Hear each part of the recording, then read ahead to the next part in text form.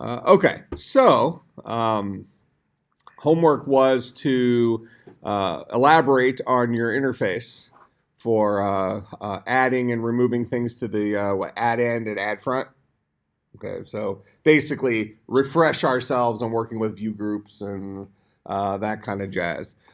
So one issue that we ran into this morning, and you want to make sure. So when I'm putting these projects out on GitHub, I'm using Android Studio 3.0.1. Right, that's the version of Android Studio I'm using. So if you have so for instance, Maddie was having an issue where her Gradle wasn't building. And it's because she was running version 2 of Android Studio when my source was based on 3. So you could have started from scratch and built yours from scratch and not had the issue, but make sure you're all working off of at least the latest major revision of Android Studio. I know every 5 seconds it's asking you if you want to update to some little revision, but in general, you want to make sure that you're running the latest major revision, version 3 instead of version 2. So if you had issues with Android Studio on your machine, you might want to double check that you're running the latest version. All right, so I'll open our linked list project here.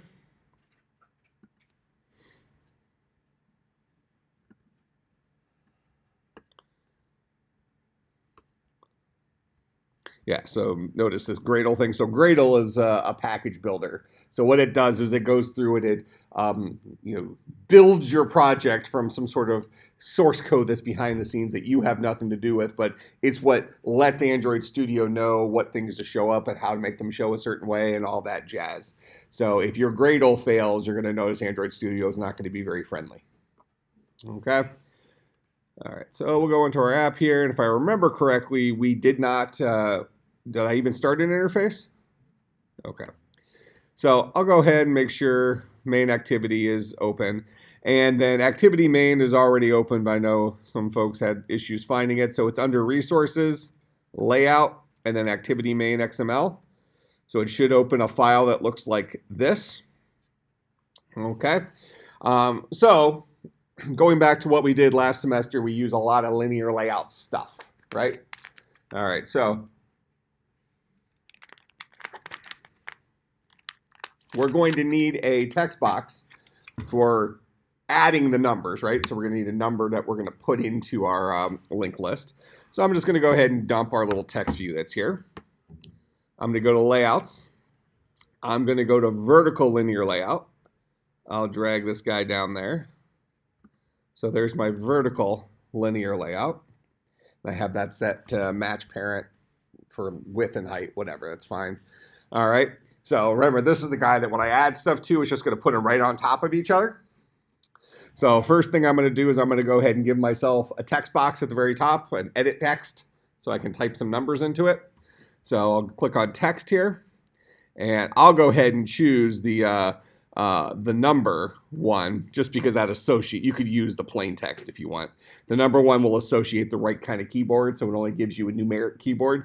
You can choose a plain text and make it a numeric keyboard later on through the properties. So I'll choose number. We'll just drag this guy out there. So there's my text box. I'm going to go ahead and add a hint there. Enter number, and I'll center that guy for whatever reason. And then we're going to need to have programmatic access to this guy in our code, right? Because we're going to need to be able to retrieve that number. Can we see this okay? We won't need to darken it up front. Or if we can see it all right? Okay. So because we're going to need programmatic access to this guy, we might want to name him something a little bit less generic than edit text. So maybe we call this guy new number.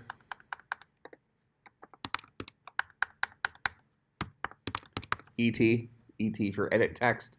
That'll allow us to kind of remember that in our code. And then maybe before we forget, why don't we go ahead and jump over to main activity.java and go ahead and read that guy in. Kind of just go back and forth a couple times just to not forget to do things. So go into main activity. Up top here, I'm going to go ahead and give myself a private variable.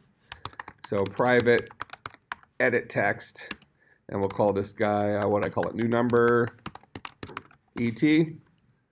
All right, and then inside of onCreate, we'll go ahead and link that guy up. So we'll say this dot new number ET is equal to the edit text version of this dot find view by ID r dot ID dot new number ET. All right, so now we have access to that dude. So that's MVC, right? Yeah, that's Android's implementation of MVC. We've now connected our logic to our interface because we're going to need to read stuff from that guy. All right, let's go back out to our interface. Now we want to give ourselves a couple of buttons, maybe one called add front, one called add end. And maybe we want to have those guys right next to each other. So maybe we would throw in a horizontal linear layout just to have them sit right next to each other. So I'll go to layouts. I'm going to click on horizontal linear layout. I'll just drop that guy in there. So over here under the component tree, notice we have this constraint layout. Don't worry about that. That's kind of the new way of doing things, and I don't understand it well enough to teach it. So I like to, since we're not building amazingly beautiful release-ready interfaces that need to work on every single different device, let's just keep it simple with linear and horizontal layouts. It's going to work very similar to how iPhone works, the constraint stuff. So I have a pretty decent idea how it works, but we don't need to muddy the waters with it. All right, so I have a horizontal linear layout. Now I'm going to throw a couple of buttons in there. So I'll go to widgets. Here's a button. And then I'll go ahead and throw another button in there. So I have two buttons next to each other. All right, I'll go ahead and double click on the first one. And we're going to call this guy add front. Double click on this guy. Call this guy add end. So we have our two different buttons that are going to do something, right? Okay. So now what we want to go ahead and do is we want to give ourselves functions for these two guys so that when we click each button, some function gets called. Now, we don't need programmatic access to these buttons, do we? I don't need to be able to somehow reference this button. I just need to have a function that gets called when that button is clicked. So I can leave this guy just being called button and button 2 because we're not going to need those two guys as far as them being buttons. I want to be able to respond to their on-click event. So in here, we're going to go ahead and we're going to write a couple of functions. We're going to say public void add front button clicked. This guy will take a view v as a parameter. All right, and we'll put the logic in there later, but that's kind of our base starting point for a function that gets called that we can associate with the on-click property of a button. Similarly, we'll go ahead and we'll say public void add end button clicked. This guy will take in a view v. All right, so I've given myself placeholders for those two functions, even though I haven't written any logic in there yet. So now I should be able to go back over to my interface and let those two buttons on click property know about the appropriate functions for them. Okay, so notice I'm kind of going back and forth between these two things so I don't forget to hook stuff up. So kind of a common thing that happens with really any kind of graphical user interface developer is if you do too much stuff on the design side or too much stuff on the logic side in a row, that all of a sudden you forget to hook the two together, you forget to actually use the implementation of MVC. Then when you go and test it and it doesn't work, you actually forget that you didn't hook it up and you start changing code over here thinking that that's the problem when you actually never even got the value. Does that make sense? So just kind of a fair warning, this might be a good way of going about it, just kind of letting your program kind of grow naturally. All right, so I'll go back over to activity main here. I'm going to click on add front. And we have somewhere here, we have our on click. So I'll go ahead and hit the drop down for on click. And notice we have our add front button clicked. So by me writing that function the way I wrote it, you can name it whatever you want, but it has to be public, it has to be void, and it must take a view, a single view as a parameter. Okay? So he gets exposed over here. So I'm going to have the on click for the add front button call the add front button clicked function. I'll click on add end. And I'll have that called the add end button clicked function. Make sense? And maybe you want to go ahead and test those. So again, this is just, go ahead. Can we do like one function and then we can use like a if, v, Yeah, if you're going to do that, then you do need programmatic access to these two buttons, because then you want to have the add front button, you want to have the add end button, so you can say if v is equal to add front button, do this stuff, else do the add end stuff. So yeah, you could do it that way and have one function. Even when I do the way you do, it doesn't crash. But when I do the way I just told you, it crashes the program. Okay, but you're saying it crashed the program, but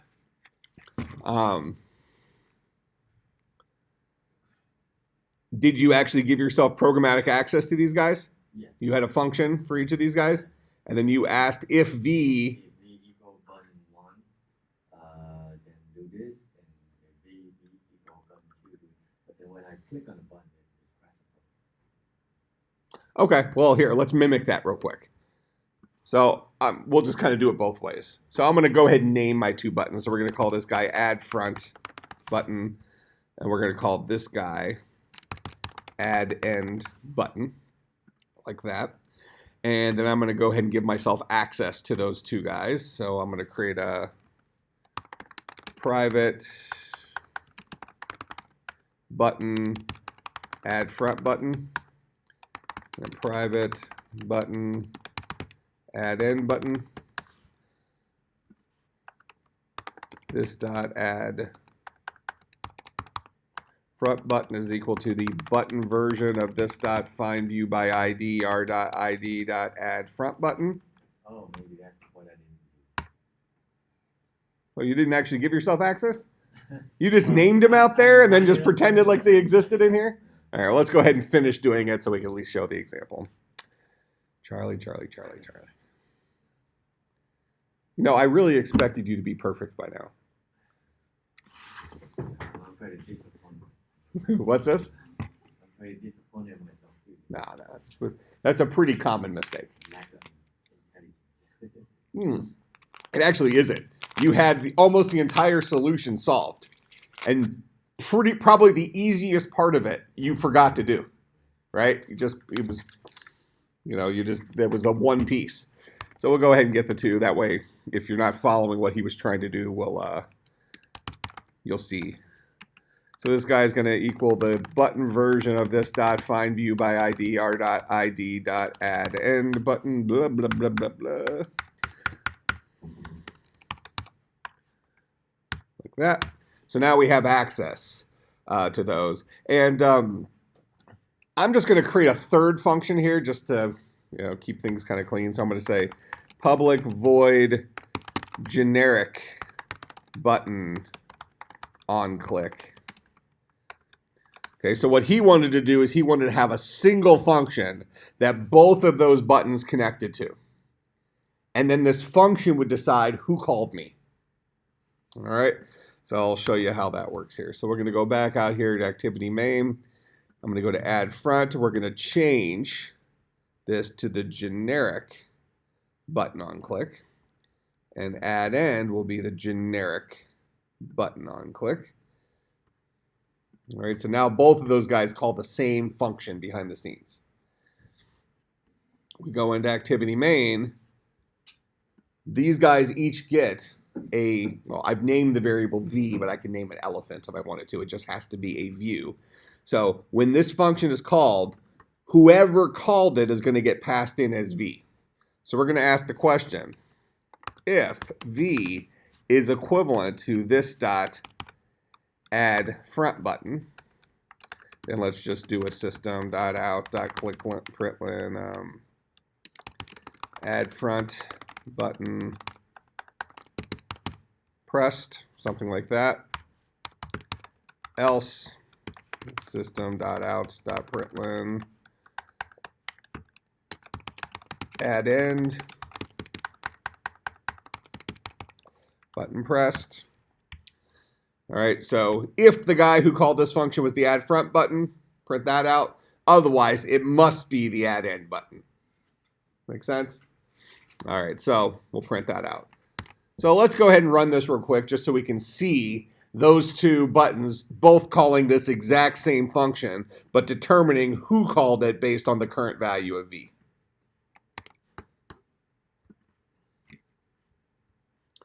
All right, so I'm going to use my pixel here.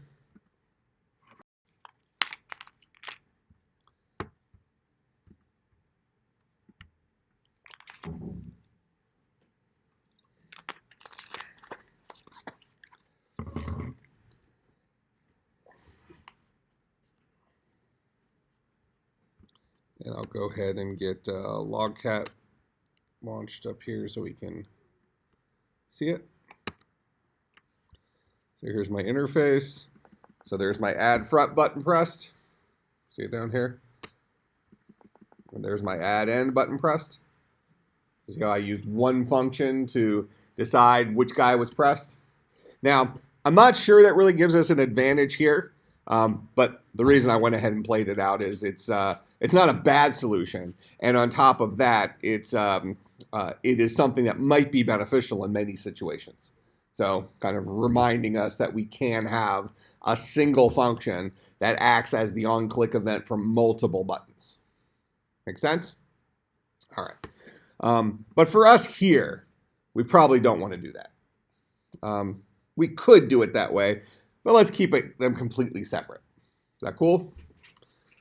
All right, so I'm going to go ahead. I'm going to say we don't need access to those two buttons because we're going to know which button called which because we're going to have two separate functions. We're going to have a function that responds to the add front. We're going to have another function that responds to the add end.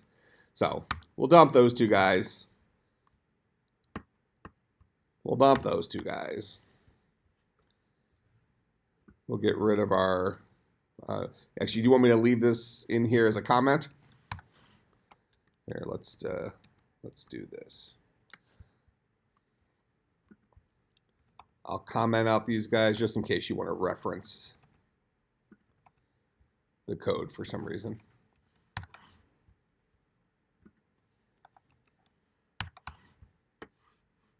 All right, so we disconnected it, but all the logic is still in there in case you want to reference it. Okay, so now let's go back out and let's rehook up our add front button stuff. And I'm actually going to go ahead and I'm going to steal these print statements real quick just so we can test that, because one thing we do want to do is we want to make sure our interfaces are hooked up correctly. That way we can trust them when we start testing. All right, so depending on which button was clicked, we'll have it print some stuff out. So we're going to solve the exact same problem we just solved a minute ago. We're just going to do it with the two separate function version. So I'll go to activity main. I'll click on add front. I'm going to change which button is going to be clicked. So we're going to change it to the add front button clicked for add front. For add end, we're going to change it to add end button clicked. So now those guys are calling two separate functions. And the logic for those functions say to print out the appropriate things. So we'll go ahead and launch that.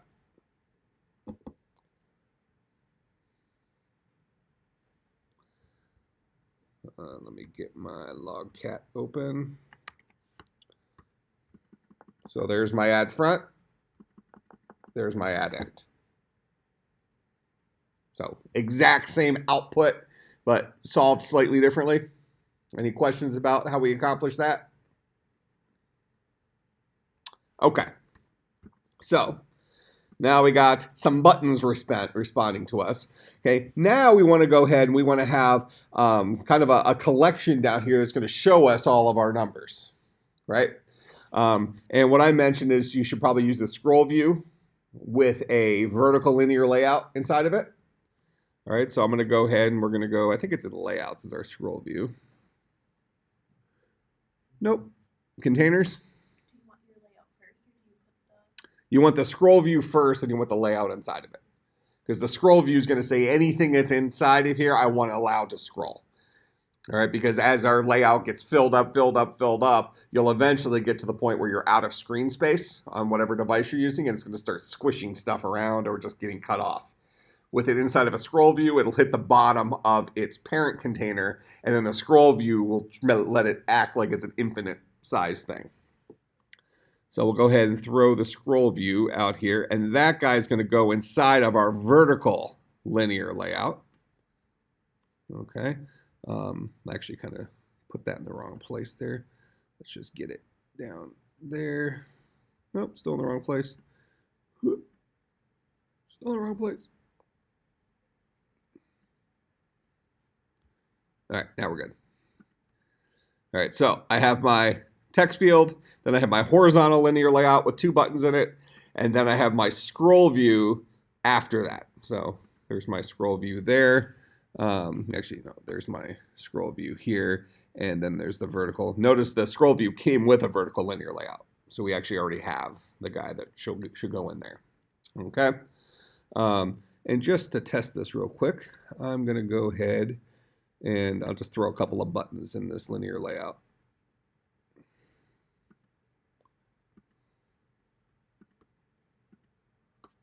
All right, so where is this guy? Oh, so my horizontal linear layout right now is actually matching the parent for height. I want to do wrap content. So if you set it to wrap content, because before its parent is this vertical linear layout, which is taking up the entire screen. So if I had my horizontal linear layout height matching the parent, notice it went all the way down to the bottom, so it pushed the scroll view down here to where we can't see it. So if I say just wrap the content that's in there, it wraps the 2 buttons, and then here's my scroll view, and then inside the scroll view I have my vertical linear layout, which is set to wrap content, and there's the button that's in there. Make sense? So I'm going to go ahead and dump this button. We don't need that. Now we are going to need programmatic access to that linear layout though, because that's the dude I want to be able to throw things into. Make sense? Okay, so we're going to go ahead and name this guy. Let's call it linked list container. Okay, we'll call it linked list container. And that guy, his type is something called a view group. Okay, his type is something called a view group, which is a collection of views. And we dealt with this last semester, right? Okay, so we'll go in here. I'm going to go ahead and give myself a private variable. Private view group linked list container is what I named it. And then we'll go ahead and hook it up. This dot linked list container is equal to the view group version of this dot find view by ID r.id dot linked list container. All right, so now I have access to that dude. All right, so now we need to go ahead and make our 2 buttons add stuff to this. So maybe have some, what are they called? What are labels called in here? Text views? Text view. Yeah, so we need to add, we want to create text views on the fly.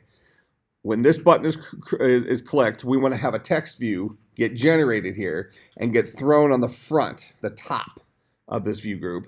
When add n gets called, we want to have it show up on the bottom of this view group. Okay, so let's go in here. So when add front is clicked, we need to create a new text view.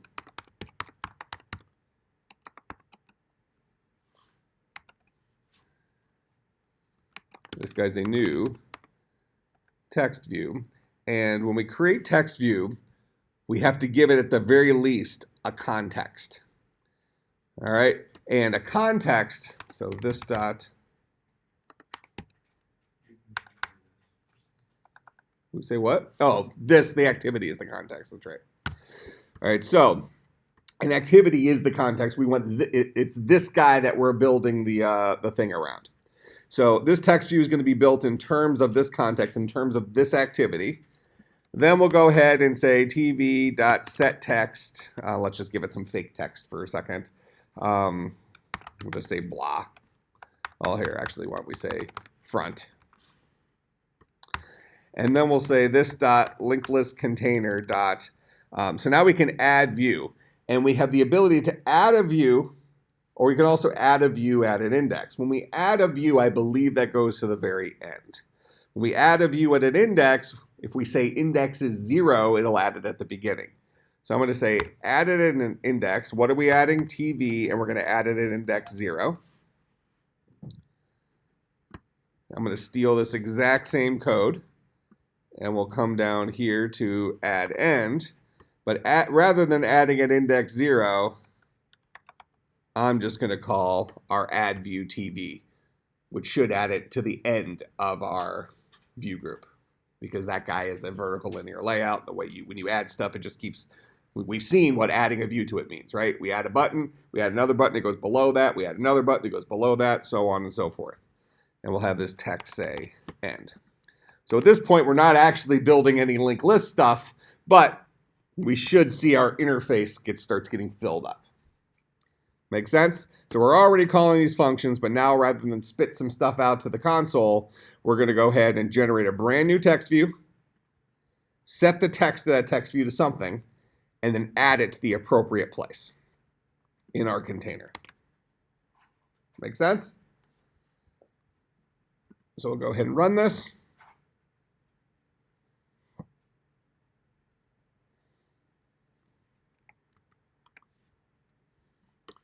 All right, so when I hit add front, we should have a new text view that gets created, and it got put at bucket 0. If I say add end, it gets put to the end of it. If I say add front, it should be at bucket 0, so it should go on top of the other front. If I say end, it should go at the very end again. So are things getting added in the right place now? And notice that this guy scrolls. Let's see. The trick to that is the index, right? The first one is found add to index 0, and the other one we just do the thing. We let it figure out what the index is. We could also just use add an index forever, and then we have to keep track of where the beginning and end is numerically. So you can make them both work, or you can just use the natural way these guys work. All right. Now, it might be nice for us to have these guys centered on here. So how do we make these centered? Gravity. We set the gravity on the view group, right?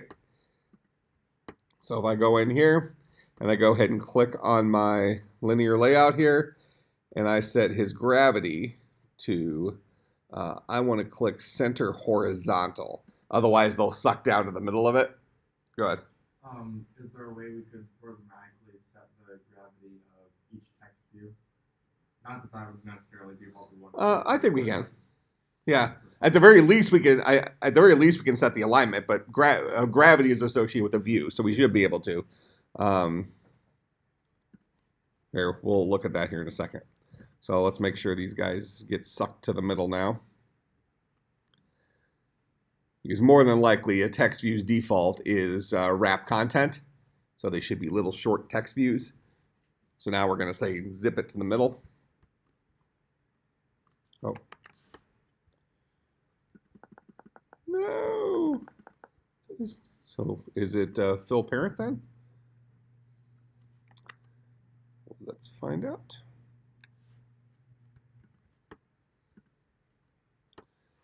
So there's our text view, TV dot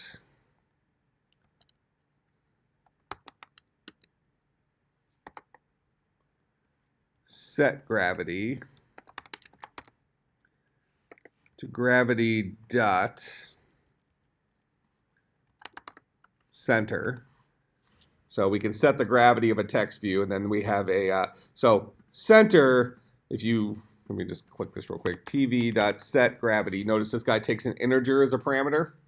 So that means all the different gravity positions have integers associated with, like maybe it's 0 or 1 or 2 or 3, and we don't have to memorize those. So what they've included is a class called gravity, and this guy must be an integer, right? Center. So that guy must be a field. Is he a class field or an instance field? Class field. How do you know? So we're calling it with the name of a class. So we're saying gravity class, which must be filled up with a whole bunch of static fields. Give me the integer that is associated with center, whatever that integer is. I don't care about what the actual integer is. I just want to make sure it's center. All right, so this is setting the gravity for that text view itself. Now we also need to set, let's just see what it's called here, the layout width.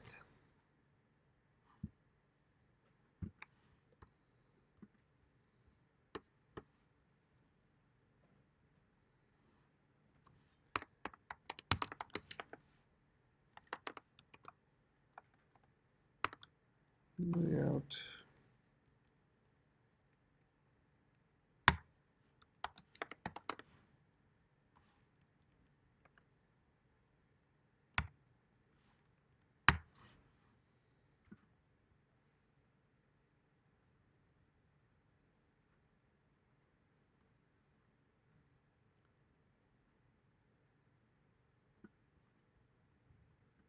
So can we just say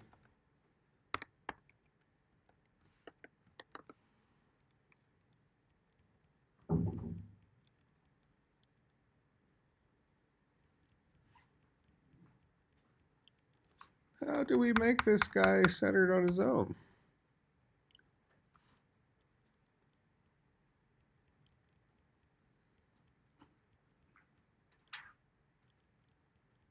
I really think the default for a text view, let me go back here, I'm just going to throw a text view in here.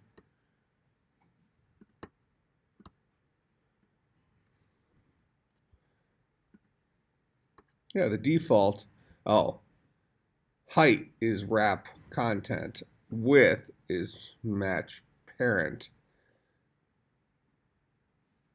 Oh, well then we should be fine. We needed to do what you said. So the thing is that this linear layout, notice it's stretching all the way across because it's matching parent for its width. So that means that when we added that text view to it, that text view's width is this. But the default gravity had the text over here on the far left. So what we're going to go ahead and we're going to, well, let's see, far left for you guys. Hey, so what we're going to go ahead and do is we're going to change the gravity of the text view itself, like you suggested, to center, which should move the text here into the middle. So rather than changing our gravity here on this container, which we wasted our time by setting the gravity to horizontal, we can go ahead and unclick that because the stuff that we're throwing in here are already matching the width of that container. Now we just want the text to get centered, and so we set the gravity of that text view to center, which pulls the text to the middle.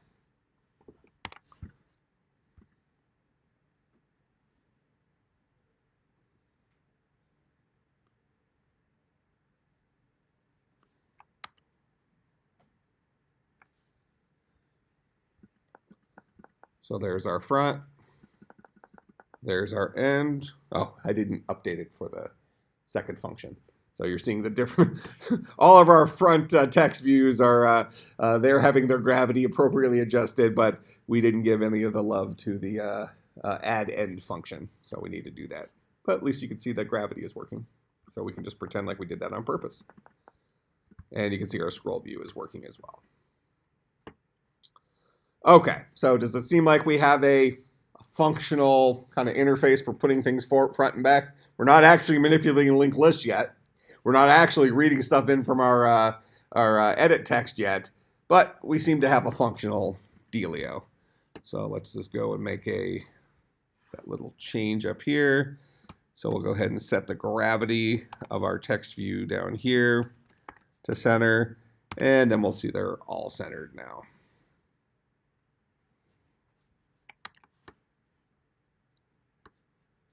Add front, add end. All right, so we're happy. We got a functional interface. All right, questions about what we've done so far?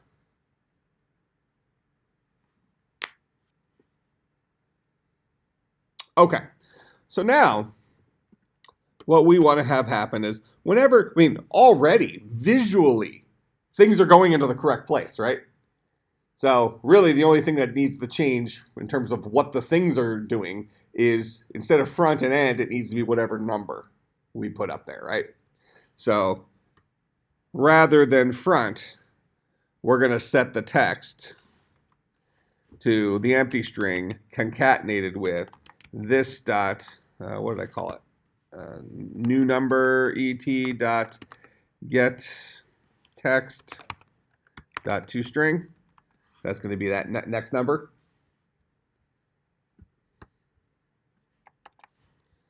And then same thing down here.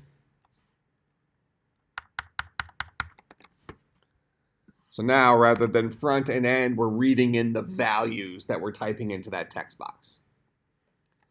All right, so let's make sure that's working. That'll give us proof that our edit text is properly hooked up. So we'll go ahead and run this.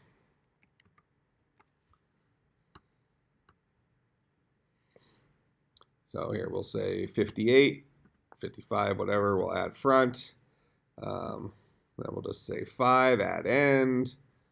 And then we'll say 4, add front, so on and so forth. So it seems to be doing what we want it to do. 43, add end. It's always putting it at the end. So now we have our numbers doing the stuff that we want our numbers to do. Okay, so the last thing is in our main activity in onCreate. We are currently creating our new linked list, but I need to give myself global access to this guy. Not right now, he's only available. The scope of this variable LL is available from this point, from line 30 on, but only within the onCreate function. Right? I need its scope to be anywhere inside of the class main activity. That way I can access it down here. So I'm going to go ahead and I'm going to define it up top. So I'll give myself a private linked list LL. I'll then give it its value in onCreate. That make sense? Give it its value in onCreate. Get rid of those things because we're actually going to be building that linked list as a result of clicking our buttons. So all we did in onCreate is we grabbed a couple of our widgets from our interface, and then we went ahead and initialized our linked list to the empty list. Okay. Now, if we want to kind of see the linked list changing as we go, I'll go ahead and say this .ll.display here. So the very beginning, we should see an empty list. Then when we add front, we'll go ahead and maybe we update our linked list first. So we'll say this.ll.add front. And the value we're adding to the front is going to be the integer version of the value that is coming out of our edit text. So the value that's coming out of our edit text is this dot new number et. In fact, because we're calling it down here as well, why don't we throw this in a string real quick. So I'm just going to say string temp is equal to this dot new number et dot get text dot toString. That is the string representation of the value that's currently in our edit text. Make sense? Now, when I'm adding to the front of my linked list, this guy takes an integer payload. So I need to get the int version of that string. How do I get the integer version of a string, presuming the string holds a number? Go ahead. You can use the parsing method within the integer class. Okay, and I call that with integer.parseInt, right? So that implies that the parseInt method must be what kind of method? Class method or instance method? Class method, so it would have static in front of it, right? So integer.parseInt, it would have static in front of it where it's defined. If I go into the integer class, we will find a method in there called parseInt, and we should find the word static before it. If we look at the documentation. So integer.parseInt, which string are we parsing? The string called temp. So that'll get us the number version of that string. And then down here, when we actually create our text,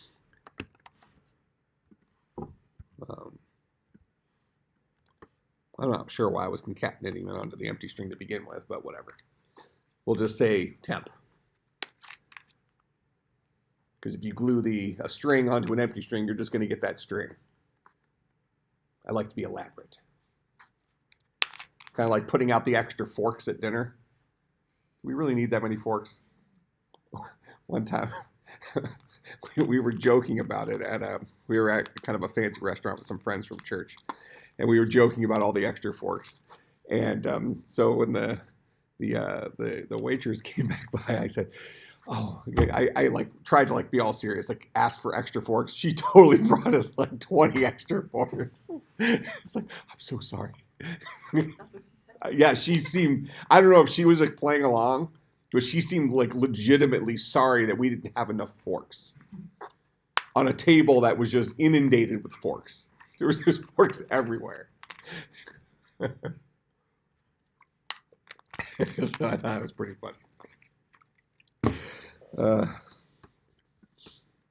Here's another funny thing. So yesterday was, you've been in my class before where I yell, tell the whole class to shut up, right? You've heard that? You've never been in one of my classes where I yell? Oh, okay, yeah. So that happened it happens multiple times every semester. You know, you get somebody chit-chatting and I have to tell the whole class to shut up. And then I just sit there like I try to look all mean for a second, and I start laughing. But so it happened for the first time yesterday in class, and I was telling my wife about it. And so I was searching for it in the video, and when it happened, she jumped. This was 200 when I did it yesterday. We had a couple of guys sitting right there. I mean, they're like right in front of me, sitting there chit-chatting. I mean, like full volume conversations. It's garbage.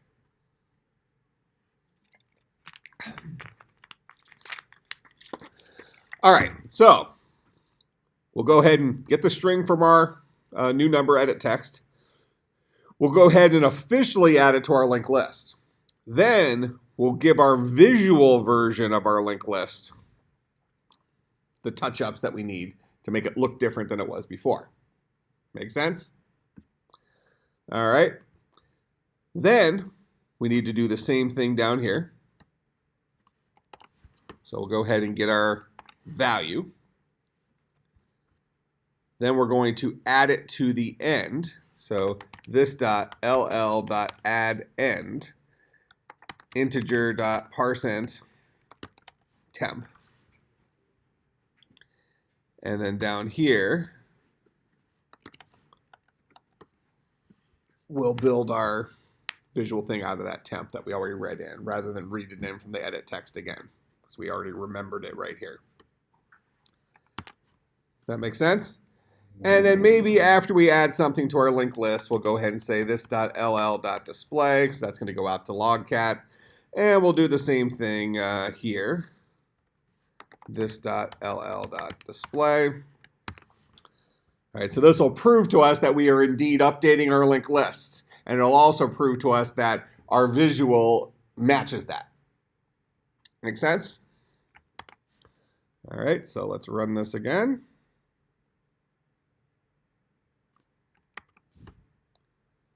All right, so let's go ahead and let's add a 0 to the front.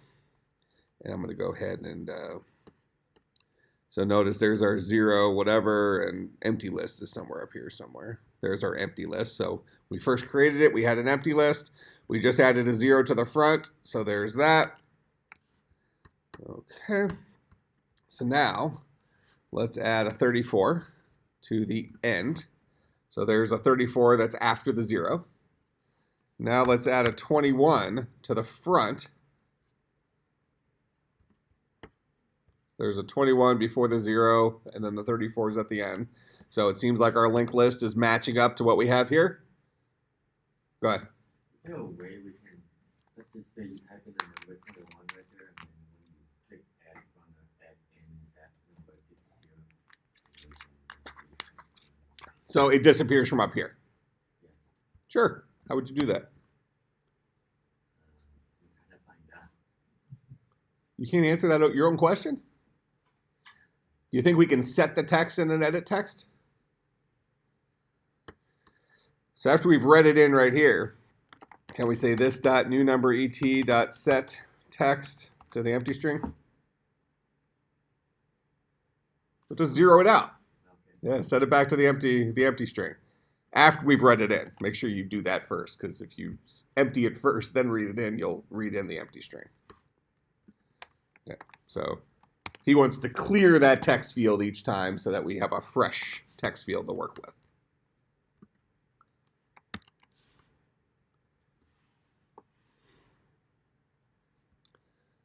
All right, so there's my 21, add front. Now it's empty. We'll do a 34, add front. 65, add in, so on and so forth. All right, doing what we want it to do. So that good solution to homework. Does that cover everything?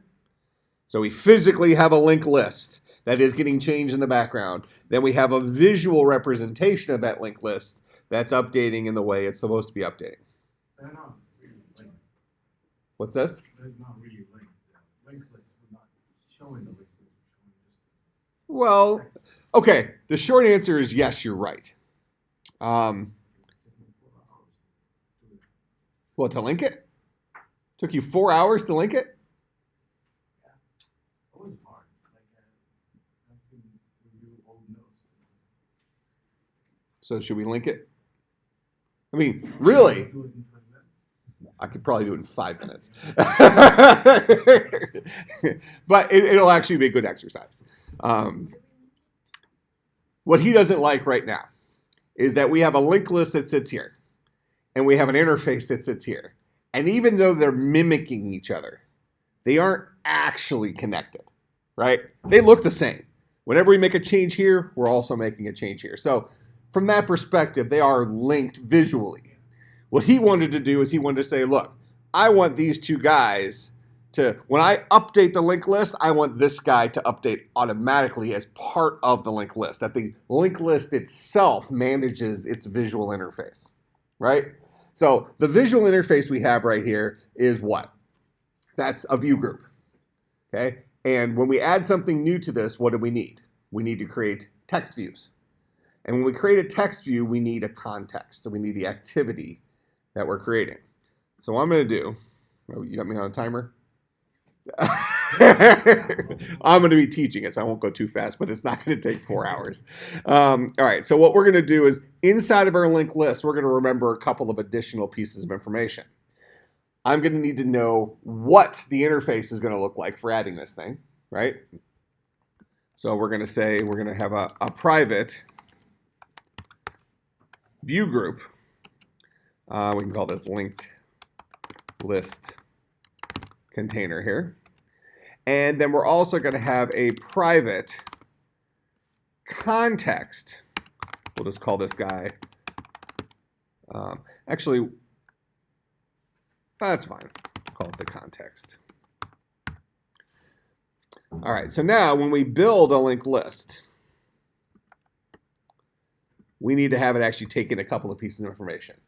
We wanted to know about our interface elements. So we're going to have this guy take in a view group linked list container, and we're going to go ahead and have it take in a context called the context. And then inside of here, besides setting head equal to null, we'll also go ahead and set this dot linked list container equal to linked list container, and this dot the context equal to the context. So we'll have access to those guys. Okay? So now let's go back out to our main activity where we first create that linked list, because we just introduced an error. We're no longer building an empty list appropriately. So if I come up here, notice this guy's not happy anymore. He wants me to pass this dot linked list container, and he wants me to pass this. For the two pieces. So now I have my building blocks that linked list guy needs for doing his stuff. Make sense? All right, so now inside of linked list, when we add front, this guy right here, we're adding in a new payload. Now we know that payload is one way or another going to get added to our linked list. right? Once we're in here. So after we've built it right here, we know it's going to get added down here. So after we've added it, we can say update the interface. So what we'll do is we'll go ahead and say we need a text view. TV is equal to a new text view, this dot the context. TV dot set text equal to the empty string concatenated with payload. Then we said TV dot, what do I call it, set gravity to gravity dot center. All right, so now we have the text view. We have its stuff saying the right stuff. We have it centered the right way. Now we need, since we're adding to the front, we need to add it to the beginning of our linked list. So we'll say this dot linked list container dot add view at index. What view? TV. What position? 0.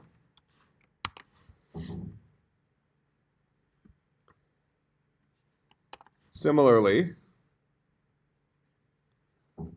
we'll come down here for add end.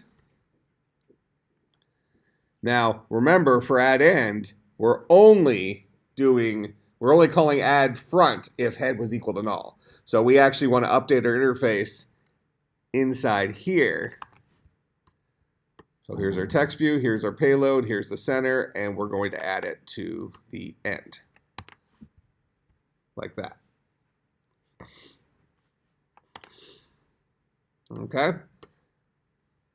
So then back here in main activity. So now add front updates the actual linked list, add end updates the actual linked list, and both of those update the interface themselves. So now we come in here. So in main activity, all of this crap can go away. I'm going to steal a couple things because we're going to need that. We're going to need that. We're going to need that. We don't need to display anymore. We can if we want to, but we didn't need to. All this stuff now goes away. Same thing down here. All of this stuff now goes away. So from our perspective, we're reading in something, we're emptying out the edit text, we're adding it to our linked list and telling our linked list to display itself. And even this part is optional.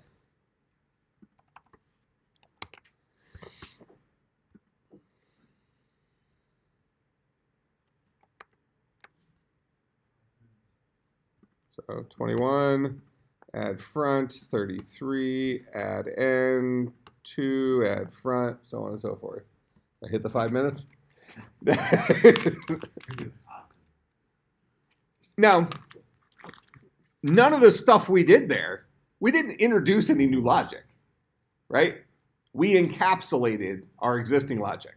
It's object-oriented programming, right? We said, look, he decided I'd really like my linked list to do its own update. I want my linked list to be in charge of his own interface. That's fine. We can make an argument either way, right? We can, so one thing we might say is we don't like coupling. We might say because we don't like coupling, we want to go ahead and say, well, the linked list is going to be its own little data structure. Then we have our interface, which kind of represents the current version of our linked list. So we want to keep those guys uncoupled. Now, the problem with uncoupling, though, or having them decoupled, is when we make a change here, we have to remember to make a change here. And if those guys physically live in separate neighborhoods, we have to go and visit both houses in order to do that. So what he decided, he says, you know what? I want to marry these two together. Yes, they're coupled, but maybe they should be. The linked list is storing the data, right? The interface is showing us what that data looks like, but it's still part of the linked list. So we'll go ahead and marry those guys together. Fine, it's coupled, but it's fine for them to be coupled because they specifically represent each other. So what do we need to pull that off? We needed the couple of building blocks here that were required for the visual representation of our linked list as well as what it took to build new text views. And then we just added that logic into our add front. So this is the same logic we had before. This is the same logic we had before, which then allowed us inside of main activity to reduce our add front button clicked because we're relying on this guy to do more of the heavy lifting for us. So we've encapsulated the interface update into the add front method of linked list. We've encapsulated the interface update into the add end of our linked list. Same logic's there. We've just hidden it inside of here. This goes all the way back to when we first learned about object-oriented programming languages. You know, there's 3 different kinds of programming languages: functional, procedural, object-oriented, and we talked about the procedural telephone, which is a big pile of wires, versus the object-oriented telephone that looks like a telephone.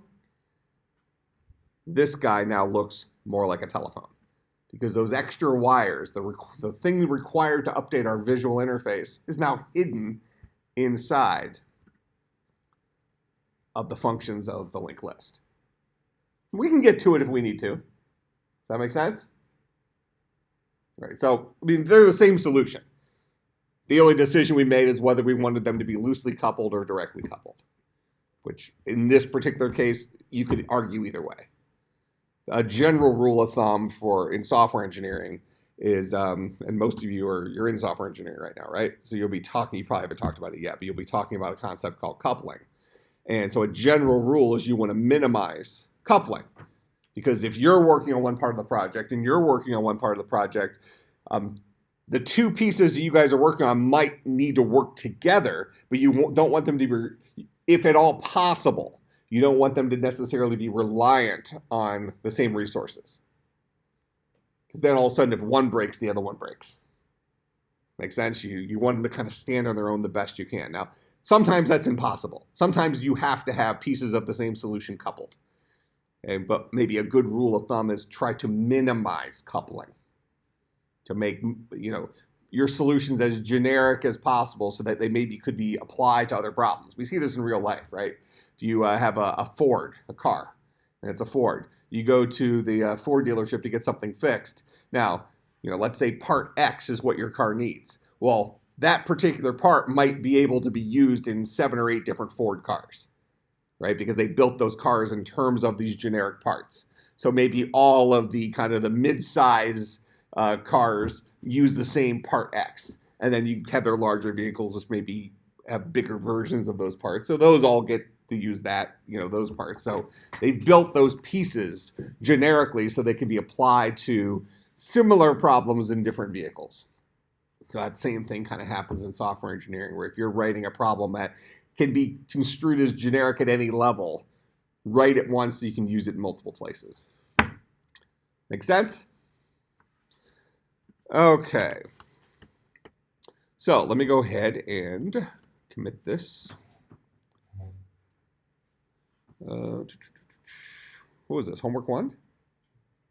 Was it actually homework, programming homework? Oh, homework 2.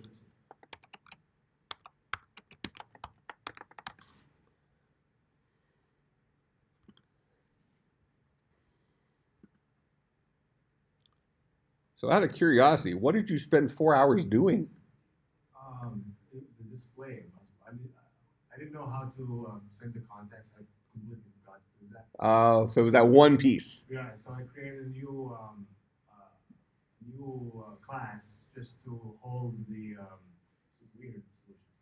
Well, I think we did that last semester where we had a singleton to hold a context. Yeah, Yeah, which is fine. Singleton, yeah. And for display, I have to display in even if you enter them manually, like program would add front, Yeah.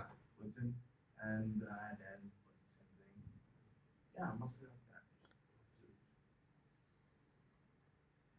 Yeah, so you actually had the display function. Yeah, even nodes, you have nodes also display themselves. Yeah, and that's okay. So then what you would have done is at the very beginning of the display function, you probably would have, this isn't real efficient, but you would have just dumped all of the text views, right? Yeah. Just empty it. I have to remove all views. Yeah. Yeah, so you remove all, which was just a function call, right? You just say, whatever, it's a linked list container dot remove all views. Yeah. And so now it's empty. And then you go back through and you fill it again with new stuff. So, it wouldn't have been significantly different. Yeah, so really it's 4 hours. One drag another one, Did you learn something along the way? Yeah. Well, that's all that's important. 4 hours well spent. And I have a wake tracking that. I said all the time I spend trying to do my thing, I win too. Well, it's good. That's the point. If you could just sit here and spit this stuff out like without errors, then you wouldn't need the class, right? I say this at all. How many times do you think I've made mistakes so that I could sit up here and make fun of you that it took you 4 hours to do stuff I could do in 5? I didn't just pop out of the womb and I could write this in 5 minutes. I've been doing this for a little bit. Yeah. I don't think you should brag about being able to write something in 5 hours when it took you 4. I did it in 5 minutes. But you screwed up your terminology. Yeah. But the punchline is that it doesn't matter. I've spent all those hours before. Yeah. Okay? And in 5 or 6 years, you're going to be in a similar situation or something. We're going to have to write something that once upon a time took you 4 hours, and you're going to do it in 5 minutes. But then you'll have a new problem that'll take you 4 hours. Right? There's always the next thing. Like right now, I'm working on time travel. I expect it to take me 4 or 5 hours, and I should have it this afternoon.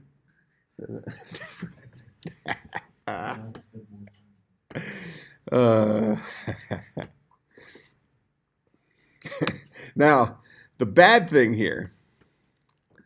Well, let me ask you this: which of these two versions of the solution do you like better?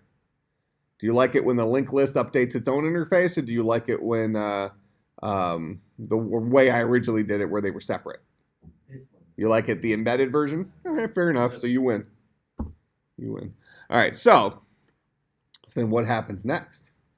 What's the next difficult problem? So now inside of our linked list, we need to have a public, probably int, remove front.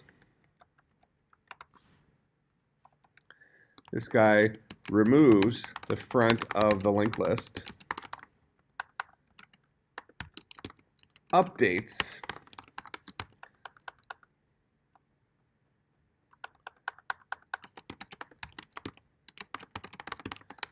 and updates the interface. And then we're going to have updates the interface and ultimately returns the int payload of the node that was removed.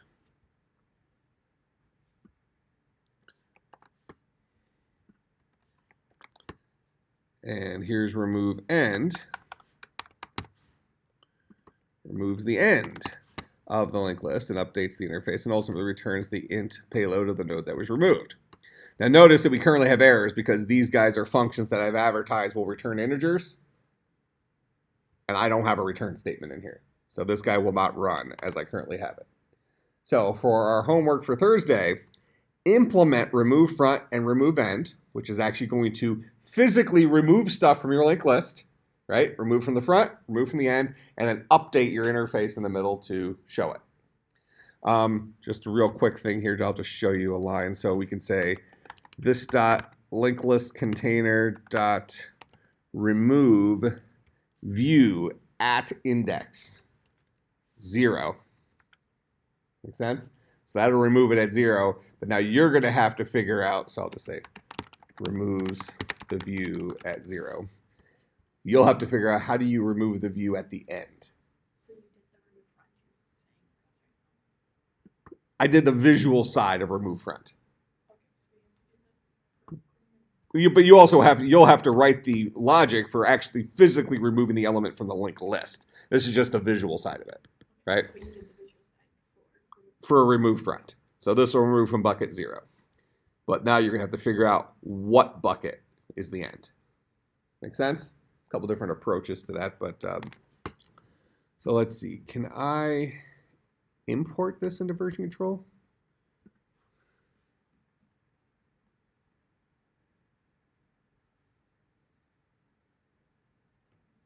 Maybe not.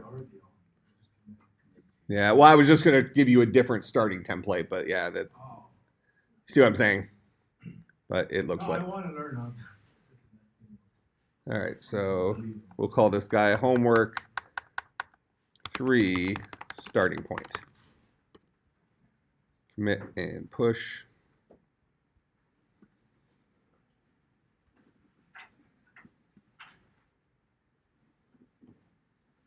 All right. Comments, questions, concerns, bribes. Today is the first day of faculty, student, staff Bible study. It's at noon in the terrace room. Just go to the cafeteria, you sign in, you get a free lunch. Grab a tray, blah, blah, blah, eat, take it down to the terrace room. You can take your tray down there and eat down there. That's what most people do, or I usually go to lunch early, like right after class here, and I eat in the cafeteria, and I just walk down with my drink. In any case, I encourage all of you to go. We have a computer science table set up, and you can choose whether to sit with us or not. Otherwise, I will see everybody on Thursday.